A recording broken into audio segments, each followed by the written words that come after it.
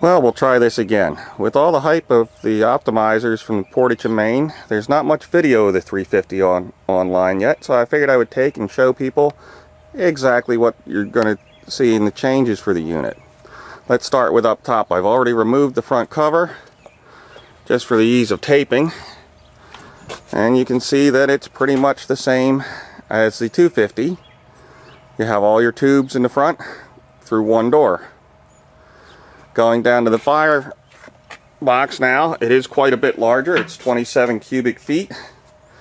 It's not all rounded totally.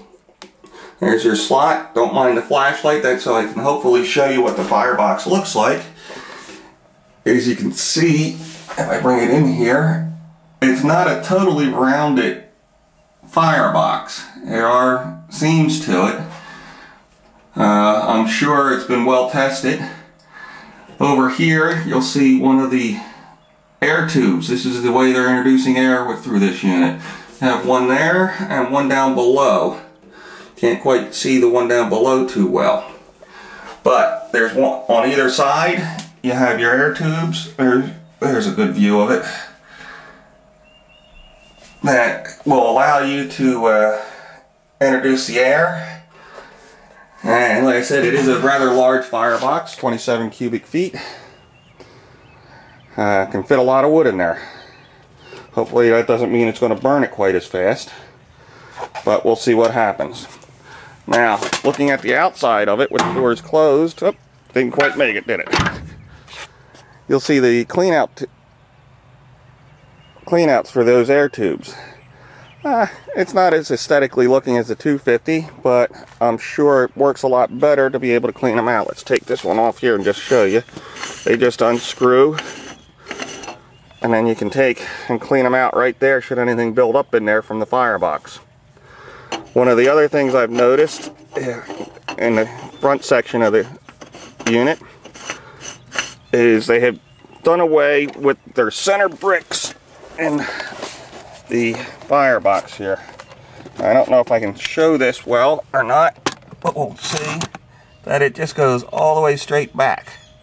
There's no fire brick in there in between, so it's not going round and round, it's just hitting there and traveling towards the back. That's a design change from what they had, or what I've seen posted on the internet on the 250. Let's close that up. Excuse me for the shaky camera. Now, that's your front of the Portage in Maine Optimizer 350. Now this unit's just about ready to be fired up. You see I don't have the added stack on yet. There's your water display. I think that's a good idea without having any glass there so it won't fog up. It stands supported off the ground ever so slightly by a few inches. And now let's open up the back. We'll see what we've got back here. Okay. Now don't mind my wiring. I haven't got it all wired up electrically yet, but you'll see from the back there's two blowers. There's one down below, and then if you go up top there's one up at the stack area. You only have a single input and output on these units, but it was no real big deal to tee off and feed two buildings, as I've done. You'll see their silver box there has a black handle on it. That's part of the air control. And you have another air control unit there, and another part of the air control there. These match up with the tubes on the front. Where is it? These match up with the tubes that are on the front. So that's how your air is being controlled. Now, they're using the same aquastats they did before. And they added a little bit of a power box there with electric out here. My circulators are both at the boilers inside the home and inside the other building. Just easier for me to do it that way when I was piping into an oil burner. You'll see teeing off was no real problem. We've got an 1.5 inch pipe coming out feeding 2 1-inch pipes.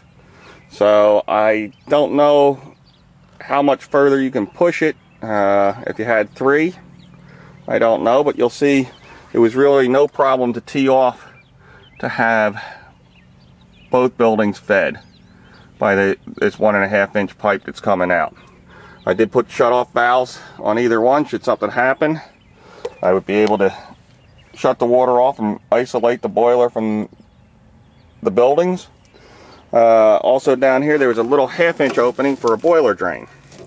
So I simply put a spigot on that. Now, the one main thing I noticed in the back is you'll see there's only a single door here. There's your pipes coming up. As I said, I haven't pulled everything out yet because it's not fired up. But there, instead of the 2 doors like the 250, you only have a single door. Now there are more pipes coming up and more pipes going through. I think there's 10 each level on this one.